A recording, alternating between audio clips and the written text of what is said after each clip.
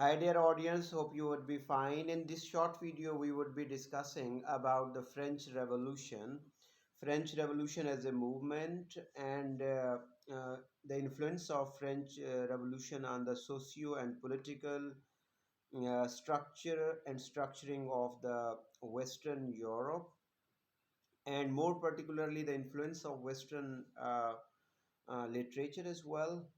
Actually, this movement is more significant in the development of the modern political system in the form of state. There is also a poem of the William Wordsworth with the name "The French Revolution." That's also the very fascinating poem. That poem is considered as the poem with full of hope and the futuristic approach and the dreams of the future as well. But those uh, dreams of the Wordsworth later on has been crashed and collapsed as this movement could not bring what it has been uh, expected by the initial stages. So first we discussed that what were the factor. Sorry, first we discussed that where the French Revolution has came into and when. So the French Revolution came into France, and the start date of it was 5 May 1789 to 9 November up to 1799. So, what were the causes, major factors which caused this revolution? One was the acetate system.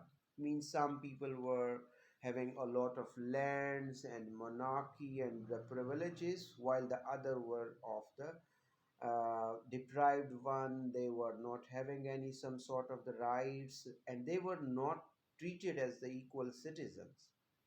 So it was some sort of the elite class and the lower class. It was not based on the caste system, but it was based on the economy and some privileges which were means the privilege of the kings. They have been running through the history, and the common man was unable to vote, or he was unable to descend his king or the queen or like that, or the political elite.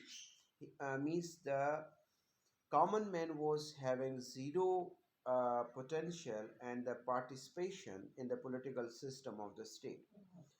So this was basically the absolutism, and one was that there was the political absolute powerful, and the other was the poor economic peasants, and they were not having any right, they were not having any education right, all that. And then interestingly, the steaming ideas have been steaming through the Enlightenment. Means the England of which has been passing through the spirit and literary ideals of John Milton has definitely has casted some sort of the influences on the French as well. So the people from the France were more enlightened as they were living in their past centuries. Similarly, the scientific revolution was affecting the thinking power and the thinking of the people of the France as well. Then more furious, fuel to the fury was that the King Louis XVI was very extravagant in his manners, and he created a sort of the food shortage in his country, and the common public was striving uh, for the food as well. They were facing the food shortages, and at the same time, in 1776, there came the revolution in the America as well, and so uh, if you come to know that different countries came into the existence while seeing the revolution of the one country.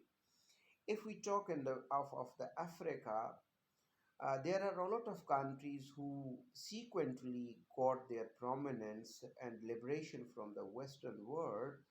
So the revolution of Americans' independence affected or even contributed a lot into the development of the French Revolution as well. America got independence in 1776. Similarly, this movement has created a great effect on the development of the French Revolution. So, what was the slogan of the French Revolution? Liberty, equality, and fraternity. Liberty means uh, liberty should be extended to every individual, whether they are the political elite or they are the common man. So, equality means every citizen should have some sort of the equal status on political grounds, and then the fraternity means everyone should have been given the right to life, right to vote.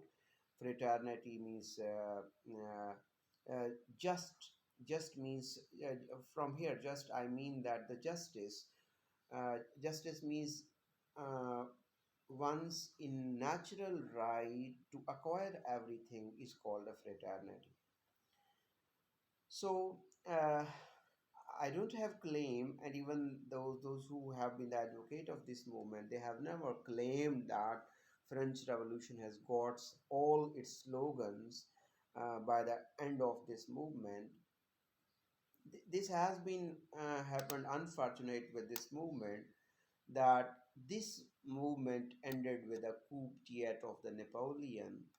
That was very uh, fascinating to some extent, but it was devastating by the other way.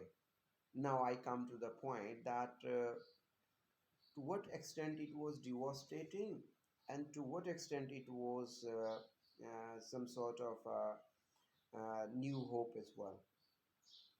For example, by the end of this movement, the Napoleon Bonaparte, who has been, the King Louis XVI, who has caused the very problematic and troubled situation in the France, he has been executed. Uh, to this end, the French Revolution was very positive and it brought some sort of the comfort and relief for the French people, as it has ended the rule of that lazy, lethargic king, Louis XVI. And uh,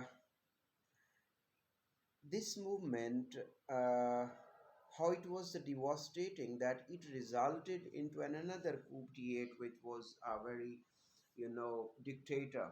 I am a Democrat.